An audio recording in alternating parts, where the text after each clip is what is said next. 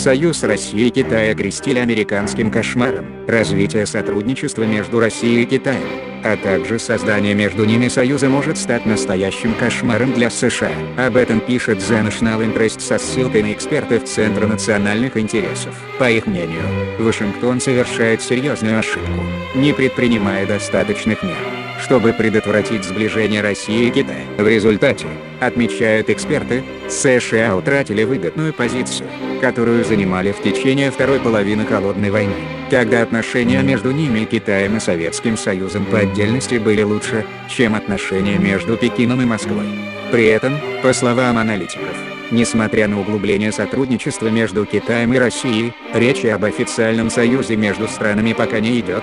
Это связано с тем, что Пекин опасается, что подобный альянс с Москвой негативно сказался бы на его экономическом сотрудничестве с Вашингтоном, поясняют эксперты. В частности, Китай отклонил предложение России о переходе на финансовые транзакции в национальных валютах, а китайские банки в большинстве своем не желают кредитовать находящиеся под американскими санкциями российские предприятия, опасаясь дальнейших проблем при работе с компаниями из США. В то же время, пишет издание, несмотря на отсутствие официального альянса, сложившиеся на данный момент между Москвой и Пекином отношения несут реальные стратегические выгоды для России. Так, по мнению экспертов, само осознание возможности сотрудничать с Китаем позволяет России с большим оптимизмом смотреть на свои перспективы даже при отсутствии конструктивного сотрудничества с Соединенными Штатами.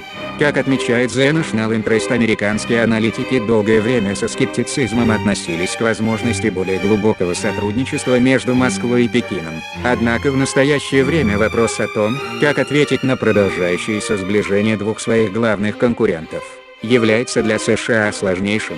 Ранее в январе бывший командующий Северным командованием США генерал-майор в отставке Говард Томпсон заявил, что Россия и Китай уже достигли четвертого измерения в сфере вооружений, и отметил, что нынешние американские системы противоракетной обороны просто не способны противостоять этой угрозе.